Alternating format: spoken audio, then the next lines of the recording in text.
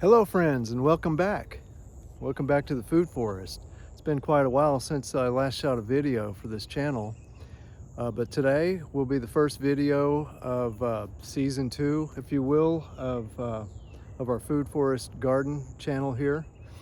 And today I'm just going to go over some of the things that happened since last year over the winter. Some things made it through, some of the tropical plants did not. Some of the tropical plants died all the way down to the ground, but came back from the roots. But we're definitely leaning more into temperate plants now here in zone 9A, 9B. That's tempting to kind of go tropical, but it's not tropical here. It's a temperate location. So we can use some tropical plants in limited ways, but well, we'll get more into it as we go on with the video. But today's video is just going to be a summary of where things stand at this point, sort of documenting where we're at now, starting the second year of growth of this food forest. We're in late June. We got a couple more days before the summer solstice, and so that's about the time we got about halfway through planting everything for this garden last year. So I'm going to say it's our 1 year birthday today for the garden and the beginning of the second year of growth. So let's just get into it. As you can see, we've got a lot of green. There's our dog Tigra. We've got a lot of green in the garden, just quickly spanning across the area. So there's a lot of photosynthesis happening here. And quite a bit of it is not food producing plants, but it's really good to have all that sugar being pumped into the ground to feed our soils. As you can see, I'm just mowing the trails. So I'll be walking down these trails today and covering the garden. So let's just start right here closest to our back door. You know, we had some, if you followed the channel last year, we had some avocados. We had one growing right in here and another one right over here, and then even a third one back there a little bit back towards the well. All three of those avocados died in the big freeze. We got down to 19 degrees there. 2 mornings in a row it got about that cold at the end of January, beginning of February, and they didn't make it. Also, we had ice cream bean plants. We had a couple of those right in here, or 3 of them actually, right here, here, and here. They didn't make it either. Many of our tropicals died back to the ground, like the bananas, completely died all the way to the ground, and yet, look how big they are already in late June. It's just amazing how fast many of these tropical plants can grow, as long as they've got warmth and water. Bananas especially. They're just huge. Already up over the roof, 12, 13 feet tall. These Mexican sunflowers died all the way to the ground. And I'm gonna say 95% or so survived and came back from the roots. Actually, there's only 1 or 2 I can think of that didn't make it. Out of, I think I have close to 40 of them here in the garden. So back with the tropicals, just to sum up all the tropicals, we've got other plants that have come up from the roots. Here's your cranberry hibiscus, and we've got a lot of the leafy greens. So let's move over this way. So we've got some Brazilian spinach here that came back, and we have basically all the spinaches. We have, I'll run into them as I go along, but we've got Okinawa spinach and Suriname spinach also. Here's some Suriname spinach. It's quite robust. There's some more right there. Grew back quite well. Just from the roots. And then we've got moringa trees that have popped back up from the ground. There's one that's already up, good 9 feet, maybe 10 feet tall. And that was, again, completely frozen dead all the way to the ground over the winter. So I don't know if we're gonna have a long enough growing season to really harvest any bananas. They certainly grow well here for a good, well, maybe 9 or 10 months, but I think you need more time than that if you're starting from ground level to get harvestable bananas. We'll see. We might have a good year once in a while where we get some bananas harvested. So yeah, that kind of sums up the tropicals. You can grow them, and the ones that can grow back from the roots, they will grow. How productive they are, I don't know. I think the tropical spinaches, the leafy greens, they're great. We've even got some chaya that came back, even though it froze hard. There's some chaya. There's one right there. Little chaya that's come back up. So, yeah, that sums up the tropicals. You know, we need to get down into zone 10, zone 10B, zone 11 to really get into where we can produce mangoes and other types of tropical fruits. But on the positive side, with our temperate plants, turns out it was a wise decision that I made to go ahead and plant some temperate fruit trees right where I had my avocados. And that's what we have here, this Japanese or Asian persimmon. And they're looking good. They're growing well.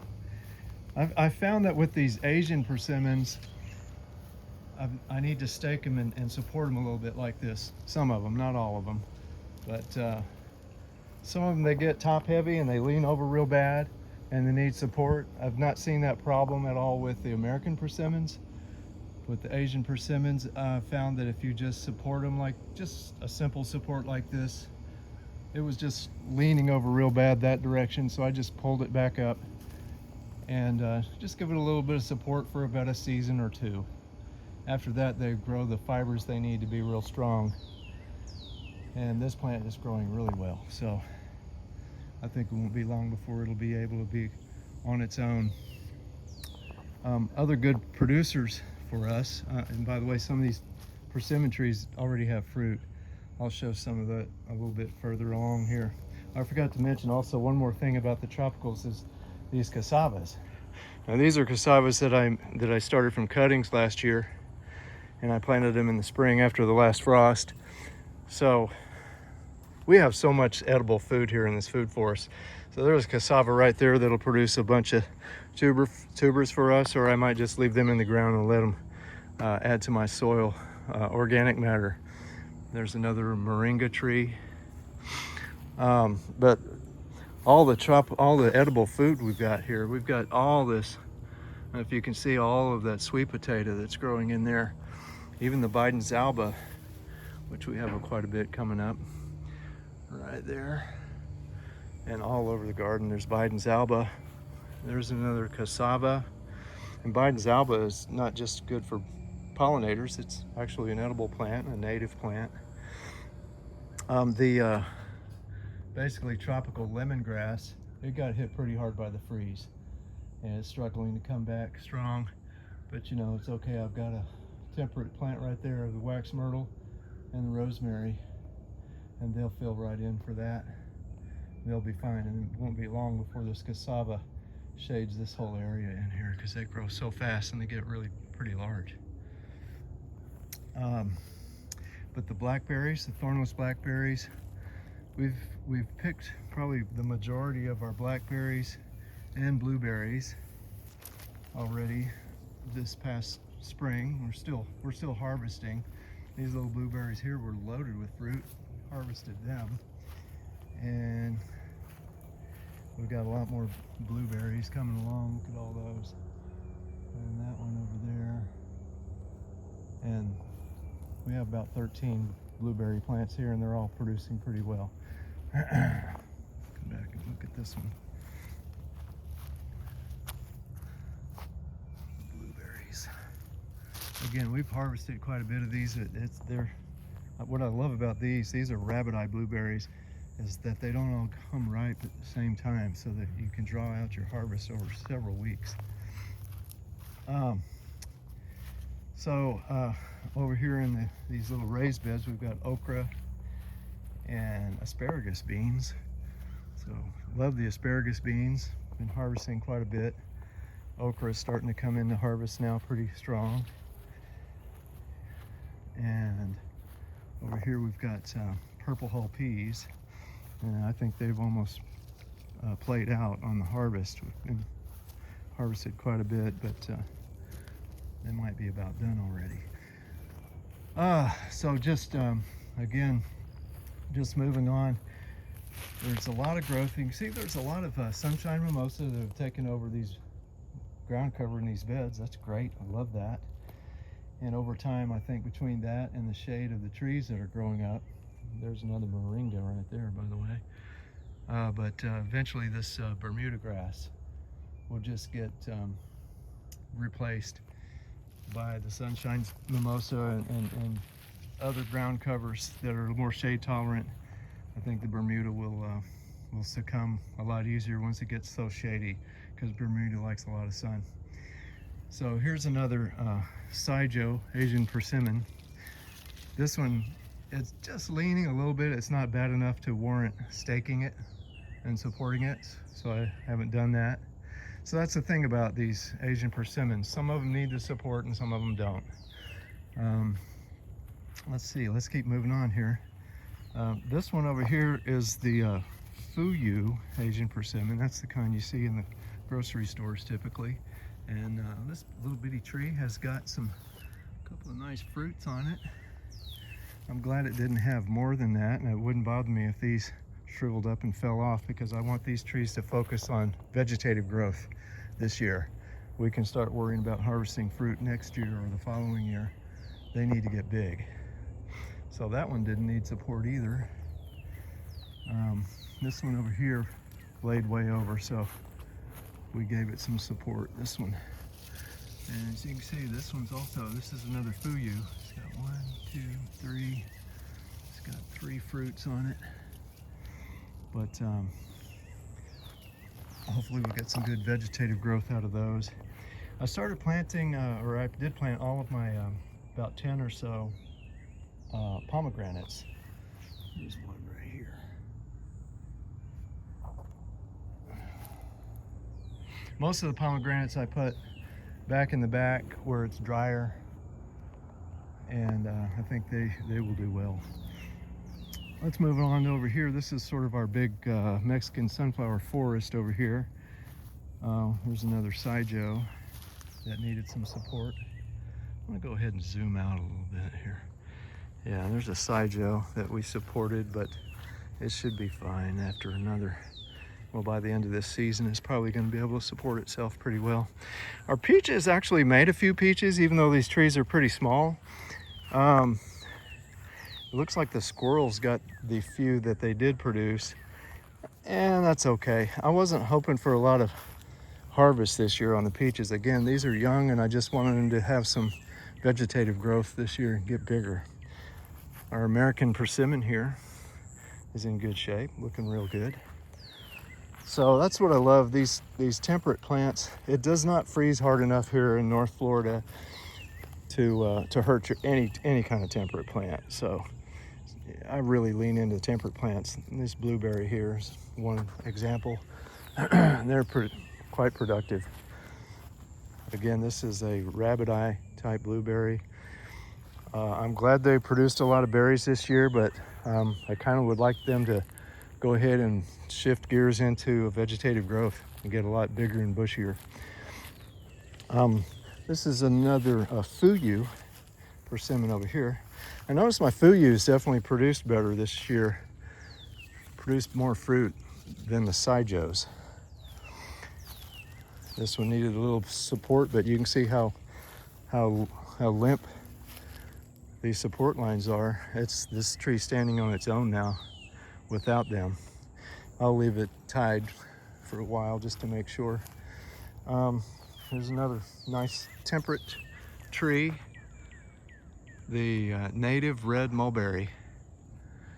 Planted a couple of native red mulberries. I don't know if they're male or female.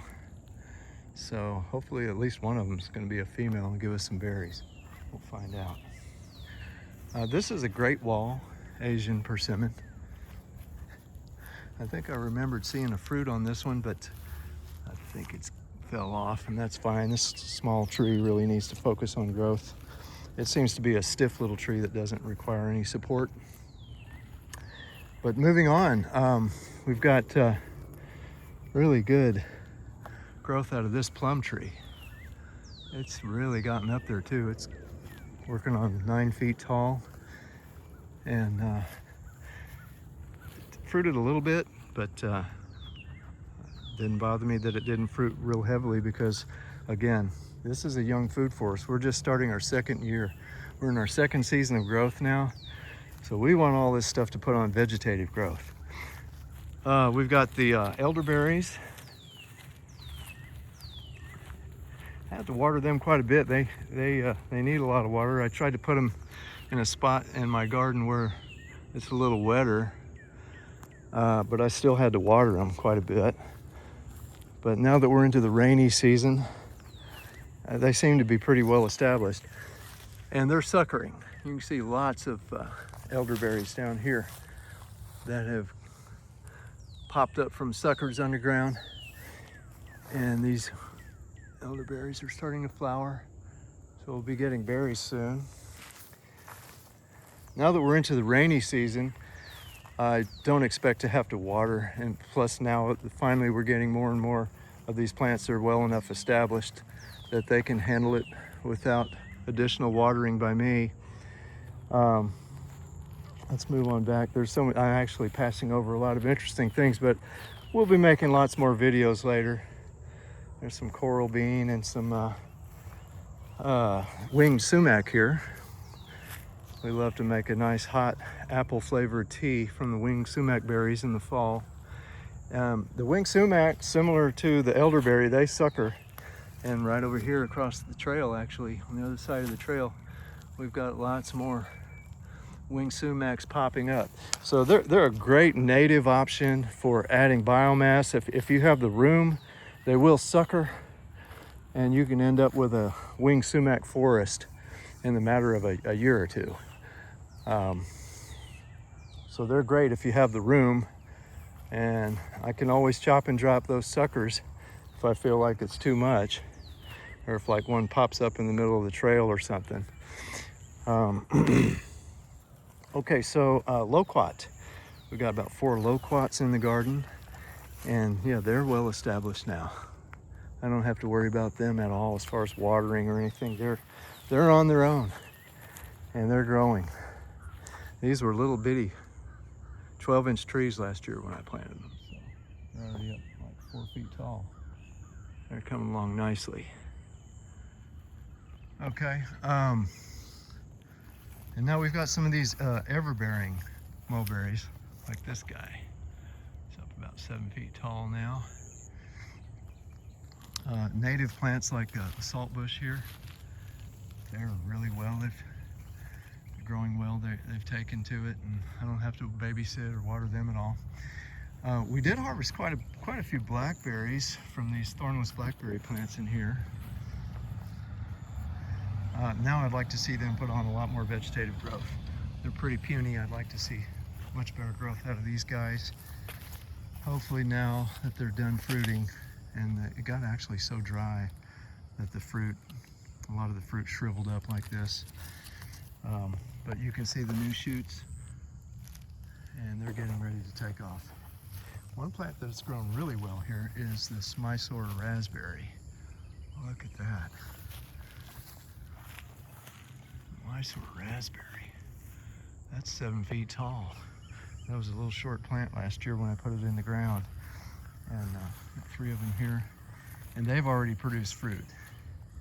So my understanding is that these plants will have a really long productive season, so hopefully we'll get more fruit from them this year.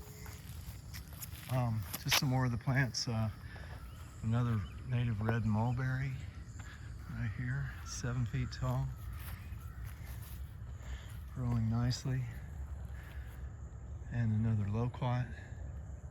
Over here in this area, we've removed the greenhouse and we planted in its place just some pollinator support plants like firebush, native, wild coffee, Turk's cap hibiscus, more wild coffee and hibiscus. Over here we've put some of those cuttings from last year, the cassava cuttings in the ground, and a cutting from last year, this African blue basil, more firebush there and there, and wild coffee and hibiscus. And right here we have, starting right here and growing up this fence all over. It's growing really fast. This is groundnut. This is a nice native Florida food producing plant. Produces nice little like small potato tubers underground. Grows really well. I've got it in a spot here where it gets afternoon shade, good morning sun. We're in the morning right now. Gets good morning sun and afternoon shade, and it's just taken off and growing really well right there. These cherry tomatoes are actually doing pretty good. I'm pleasantly surprised. We've got some fruit. This plant is up pretty tall, and I've planted in a spot where it just gets a little bit of morning sun, and it's really in pretty deep shade the rest of the day. So I think its success is to two things. I've got it in a good spot where it doesn't get too hot for it. These Florida summers are pretty brutal on tomato plants. And just the fact that it's a cherry tomato. I think cherry tomatoes can handle the heat better than the bigger tomatoes in general. Let's keep moving here. There's some more thornless blackberries that we harvested a little bit of fruit from. I got to be careful here. That's my one and only saw palmetto right there. I don't want to step on that. But yeah, starting to get some vegetative growth now out of these thornless blackberries. I'd like to see a lot of that this year. Now we're starting to get back to where we planted a bunch of the pomegranates. Here's one. I planted it right here thinking that this was one of the Mexican sunflowers that died from the freeze, and well, it turns out it popped up very late in the season. Very late in the spring it did pop up. So I think as it turns out there was only one that never did come up out of 40 something Mexican sunflowers. But anyway, that's okay. I can chop and drop this Mexican sunflower and support the growth of this pomegranate tree right here. No problem. Let's get back down like this. Okay, and then there's another everbearing mulberry that's getting on up to about 11 feet tall now. So hopefully next year we'll get some nice berries out of that. And then over here we've got a wild native blackberry. Lots of thorns. This should produce a big old thicket over here, loaded with stickers. It did produce a few berries, but yeah, it loves it here. I don't have to babysit it at all. It's a native Florida blackberry, so it's fine on its own. One of the plants that really didn't make it through the winter very well was our dune sunflower. This is the only little patch of it that made it. We had quite an extensive growth of that in two different locations, here and over there. But this is the only ones that made it through the winter. They do grow along the coasts of Florida, both the West Coast, Gulf Coast, and the East Coast on the Atlantic. And it doesn't freeze as often right along those coasts as it does here in the middle of the state. So the cold got them. So one of the plants I'm very happy with is I finally feel like I don't have to babysit my figs anymore. They're growing great. This is the Olympian. Yeah, we're putting on some good vegetative growth on these figs now. And like I said, I don't have to water them much anymore. Really had to water these a lot that first year to get them through. And I just piled in the mulch here. As you can see, all these logs, they even used a 2x4. I just threw everything I had in here to try to protect these roots. and maintain a little bit of soil moisture for these trees to get established. And then I had to water them quite a bit. This is Celeste figs. I love those. They're a little bit smaller fruit, but they're delicious. So we have 3 Celestes, the Olympian here, and the brown turkey over there. And they're all doing really well. Growing like crazy with a wax myrtle right in the middle of the ring. And then we've got lots of things like Biden's alba, sweet potatoes, all these sweet potatoes. And, yeah, there's some sweet potatoes over there. So we've got a lot of stuff going on here in this bed, but very pleased with the figs finally becoming established, where I don't have to worry about them anymore. They're good. These jujubes, I'd say they're probably established now as well. They're not growing though as vigorously as I want them to. They're alive and they've got some green sprouts, but I want to see them take off. I think now that we're in the rainy season, that'll probably happen. This one's starting to show signs of coming alive and growing well, vigorously. It's getting there. But jujube, that's very drought tolerant, really good choice. Let's see. So all out through this area back here where it's really dry, this is where I planted a lot of the pomegranates. They're well known as like a desert fruit tree, and it gets awfully hot and dry in this sand back here. But they're doing fine. I really didn't have to water them much, really, even just to get them established. I didn't have to water them much. Here's a good one right here, pretty big, bigger than the other ones.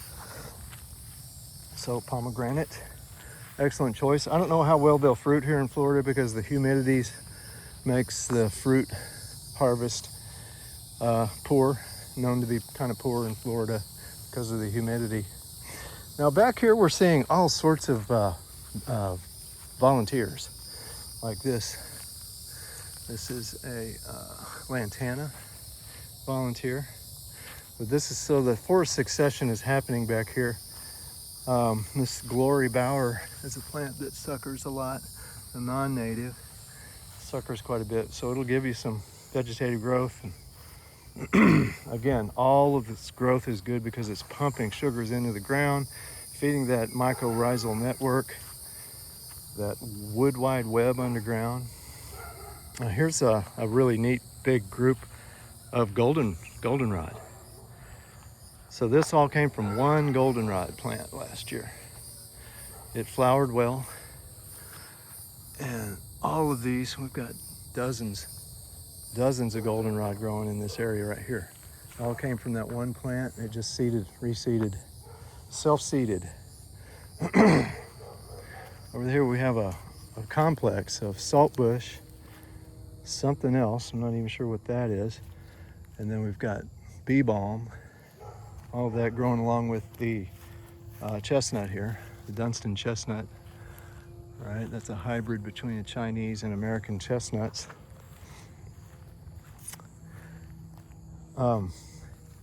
Again, just more volunteers back here, plus things that I planted. There's a volunteer, there's some wax myrtle. Oh, and there's even some nice, if I can find them, yeah, here's one. There's some nice volunteer nitrogen fixing trees back here.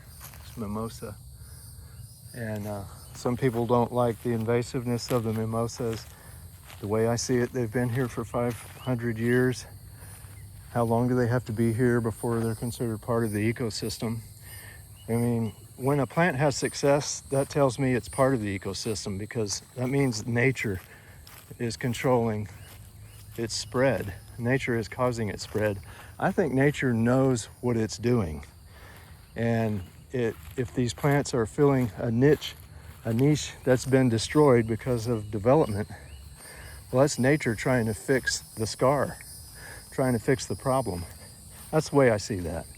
And I know it's controversial and a lot of people disagree, But here's what I do know for sure is that any mimosas that grow on my property, for one, they probably won't spread anywhere because I chop and drop them. I cut them and use them as mulch. I don't really give them a chance to grow the seed pods.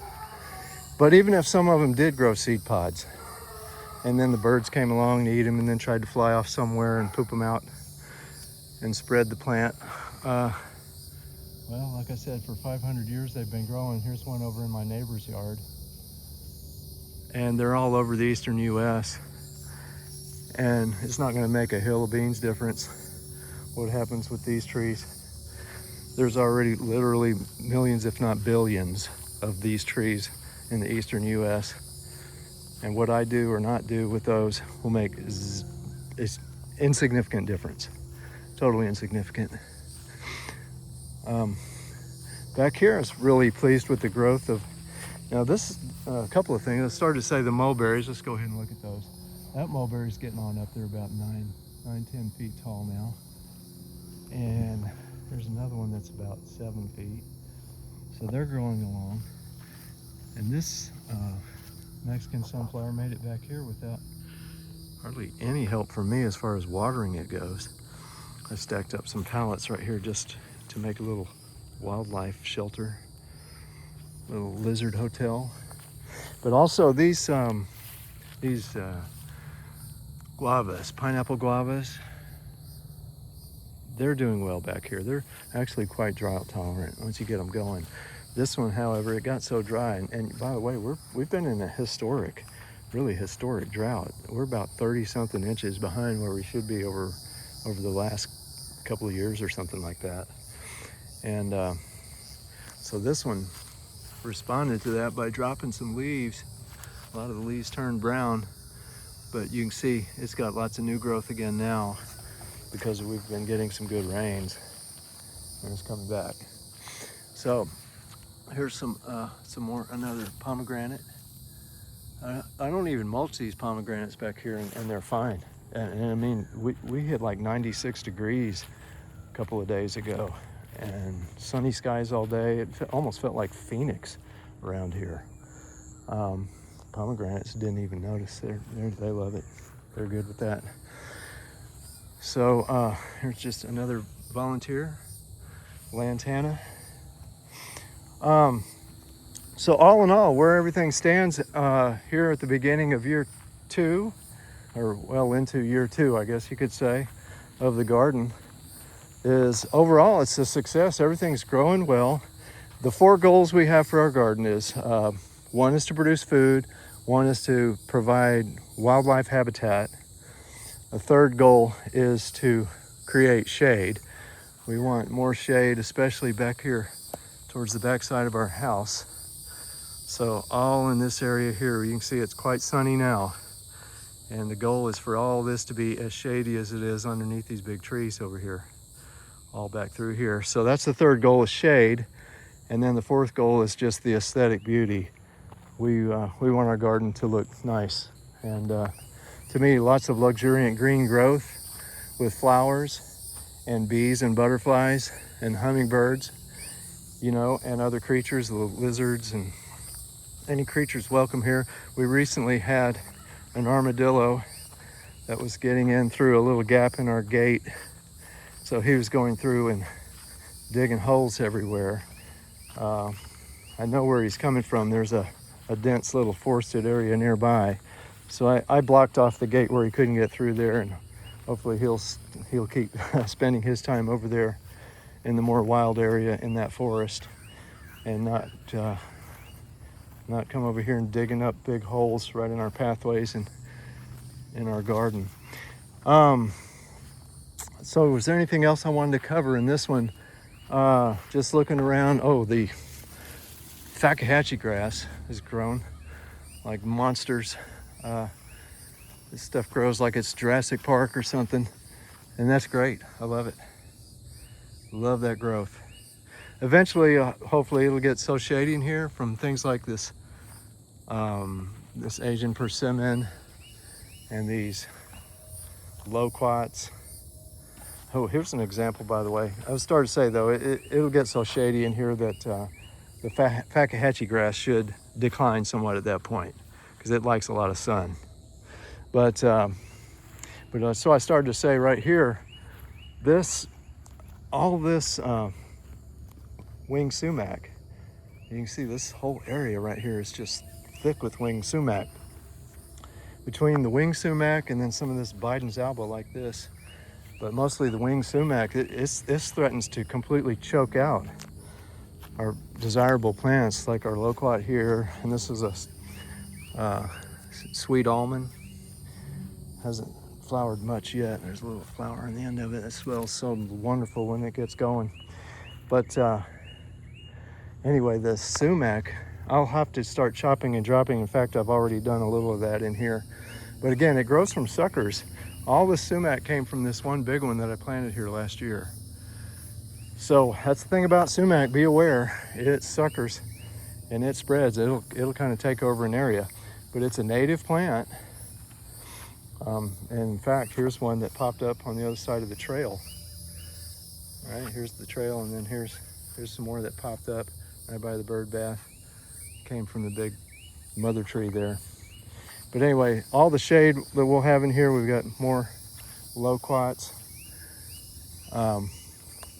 and persimmons, and even our plants like our wax myrtle.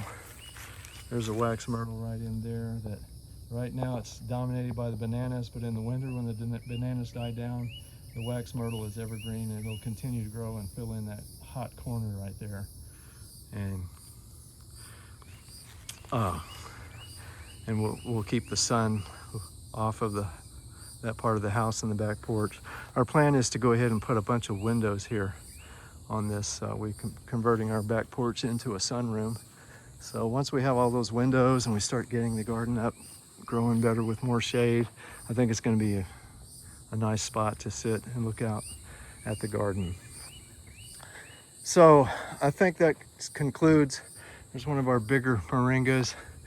I think that concludes this video. We'll be following up with a little bit more focus on ecological concepts. I think the main ecological concept to stress in this video is just that if you look at all of this lush green growth, and I've intentionally allowed a lot of so-called weeds. You see a lot of grass in there, I've allowed a lot of weeds and everything to grow. I've allowed the sumac to multiply and spread by suckers. And all this growth, it's solar panels. It's capturing the sun's energy, converting it to chemical energy in the form of sugars, carbohydrates, also proteins and other organic chemicals. And it's feeding all those chemicals down into the roots where they are taken up by the mycorrhizal fungi, the wood wide web. If you've followed my channel, you know I'm really big about the wood wide web. And I think a naturalistic garden design like this, as opposed to lining up everything in rows, I think this design is more efficient for that fungi, the wood wide web. And once that wood wide web is robust, now you've got the funneling of nutrients and water everywhere where it needs to go in order to make the forest as productive and lush as possible. And you know that's what the fungi is trying to do, because that's what helps the fungi. Fungi does not grow well in deserts. The mycorrhizal fungi, it's not present in deserts. It grows best in these wet areas with lots of photosynthesis, right? Lots of primary productivity, pumping all that energy into the ground. And all that sun's energy would just be wasted if it wasn't captured by the solar panels of these green leaves and pumped into the ground. At that point, it still would be wasted if it wasn't for the mycorrhizal fungi. Then using that energy to exchange nutrients and water throughout the entire wood wide web. And it's like, in my mind, the fungi is in charge of this whole thing. because the fungi does what it needs to do to create the best home for itself. And what that is to create a forest. So I will say that the main reason why the land always succeeds to a forest in those areas where there's enough rainfall is because the mycorrhizal fungi force that to happen. It's not really the trees and the plants that are in charge of this thing. I mean, they can do some growth on their own. I'm not saying they can't grow on their own, but in order to optimize the whole system and speed up the process of succession and get a mature forest in place as soon as possible, it's the mycorrhizal fungi that are driving that because it's in their best interest. All right, that's it for today's video. Like I said, we'll be following up with more on specific aspects, but year 2 of the garden, everything's coming along as planned. Some of the tropicals didn't make it, but that's okay. I'm glad it happened. I'm glad we had that hard freeze that in our first winter, so that we learned that lesson that that's the 3rd or 4th time I've learned that lesson now with the 4 different food forests that I've planted over the years, or at least the 3 of them that were in Florida. I can't believe I was fooled into planting those tropicals again, but it's enticing when you're in Florida to grow tropicals. But anyway, I digress. The garden overall is looking great. I'm glad we had that freeze event so that we could focus our efforts more on the temperate plants. And now the food forest here is just poised to absolutely take off. This year I expect a lot of good growth, and that will set the stage for what should be explosive growth next year with me not having to water much at all. My watering this past 2 or 3 months has been only a fraction of how much I had to water the same period last year, but that's when we were getting all the plants established. Now that they're more established, these little baby plants are starting to grow up now, and I can just tell this is a garden, and it's full of life. It's full of butterflies and hummingbirds, bees, lizards, birds, all kinds of songbirds. We've done some rewilding here. We've taken this nothing but a lawn, just bare lawn of grass and weeds. There was nothing here but these big oak trees and a mowed, weedy, grassy lawn, and we have rewilded it.